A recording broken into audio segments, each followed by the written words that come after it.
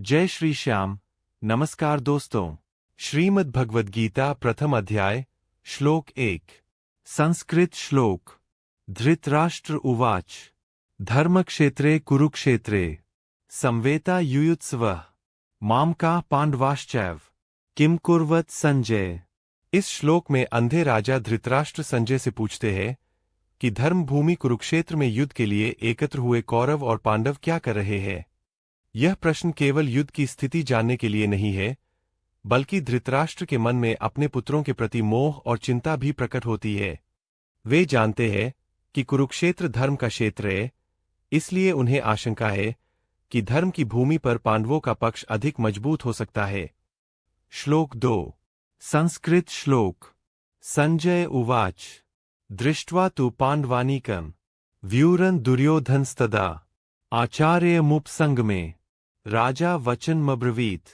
इस श्लोक में संजय धृतराष्ट्र को युद्ध भूमि का दृश्य बताते हैं। वे कहते हैं कि राजा दुर्योधन ने पांडवों की सुव्यवस्थित और शक्तिशाली सेना को देखा। उसे देखकर उसके मन में चिंता और असुरक्षा का भाव उत्पन्न हुआ। इसी कारण वह अपने गुरु द्रोणाचार्य के पास जाकर उनसे बात करने लगा। श्लोक 3। संस्कृत श्लोक। पश्यतां पांडुपुत्राणाम् आचार्य महतीं चमूम व्यूरां द्रुपद पुत्रेन तव शिष्येन धीमता। इस श्लोक में दुर्योधन अपने गुरु द्रोणाचार्य का ध्यान पांडवों की विशाल और सुव्यवस्थित सेना की ओर आकर्षित करता है। वह यह भी विशेष रूप से उल्लेख करता है कि इस सेना का संचालन धृष्टद्युम्न कर रहा है, जो द्रोणाचार्य का ही शिष्य है। इसके माध्यम से दुर्योधन द्रोणाचार्य को यह याद दिलाना चाहता है कि उनके ही शिष्य अब उनके सामने युद्ध के लिए खड़े हैं, जिससे द्रोणाचार्य के मन में दुविधा और भावनात्मक संघर्ष उत्पन्न हो सकता है। श्लोक 4। संस्कृत श्लोक। अत्र शूरा महेशवासा भीमार्जुन स्मायुधि युयुधानो विराटश्च द्रुपदश्च महारथ। इस श्लोक में दुर्योधन पांडवों की सेना की शक्ति का वर्णन करता है। वह बताता है कि पांडव पक्ष में ऐसे अनेक वीर योद्धा हैं जो युद्ध कौशल में भीम और अर्जुन के समान पराक्रमी हैं। वह युयुधान, सात्यकी, विराट और द्रुपद जैसे महान योद्धाओं का नाम लेकर यह स्वीकार करता है कि शत्रु सेना अत्यंत बलशाली और समर्थ है। इससे दुर्योधन के मन का भय और उसकी चिंता प्रकट होती है, क्योंकि वह समझ चुका है कि पांडवों से युद्ध सरल नहीं होगा। श्लोक 5। संस्कृत श्लोक। धृष्टकेतुश्चेकितानः काशीराजश्च वीर्यवान् पुरुजित कुंती भोजश्च शैब्यश्च नरपुंगवः। इस श्लोक में संजय धृतराष्ट्र को यह बता रहे हैं कि पांडवों की सेना में कौन कौन से महान और पराक्रमी योद्धा उपस्थित है। धृष्टकेतु, चेकितान, काशी के वीर राजा, कुंती भोज के पुत्र पुरुजित और श्रेष्ठ पुरुष शैब्य, ये सभी अत्यंत शक्तिशाली, साहसी और युद्ध में निपुण महावीर है। भाव यह है कि पांडवों की सेना केवल संख्या में ही नहीं, बल्कि वीरता, शक्ति और योग्य योद्धाओं से भी भरपूर है, जिससे उनके पक्ष की मजबूती स्पष्ट होती। श्लोक 6। संस्कृत श्लोक। युधामन्युश्च विक्रांत उत्तमौजाश्च वीर्यवान् सौभद्रो द्रौपदेयाश्च सर्व एव महारथाः।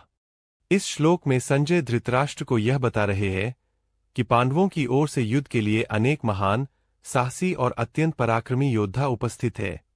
युधामन्यु और उत्तमौजा जैसे वीर सेना नायक, सुभद्रा के पुत्र अभिमन्यु तथा द्रौपदी के सभी पुत्र युद्धकला में निपुण और असाधारण शक्ति वाले हैं। ये सभी योद्धा अकेले ही अनेक शत्रुओं का सामना करने में सक्षम हैं। श्लोक 7। संस्कृत श्लोक।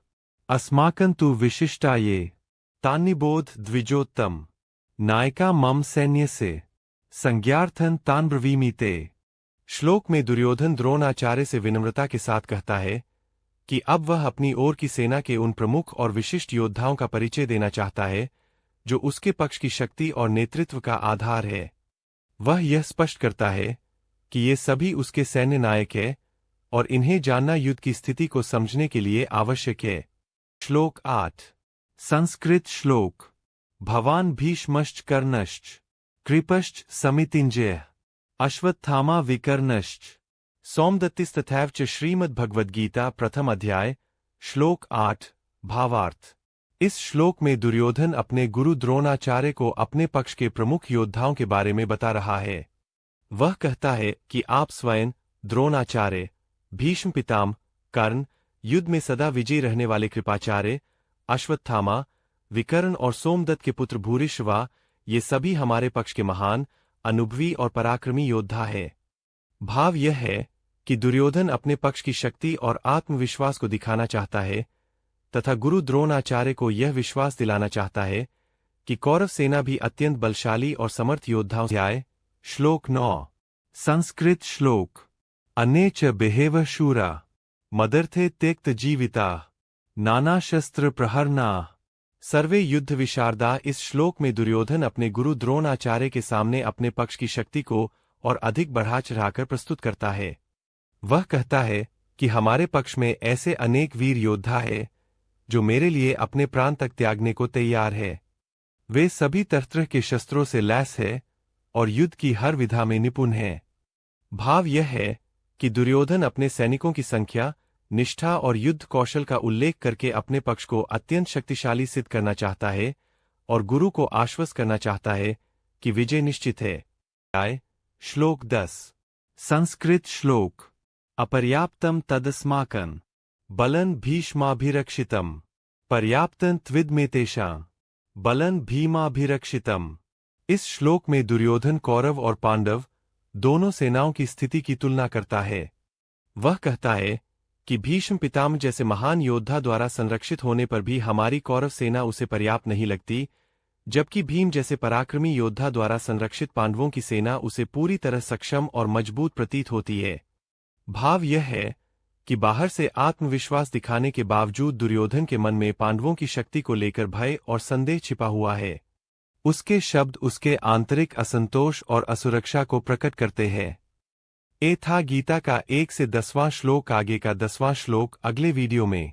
नमस्कार। जय जगन्नाथ।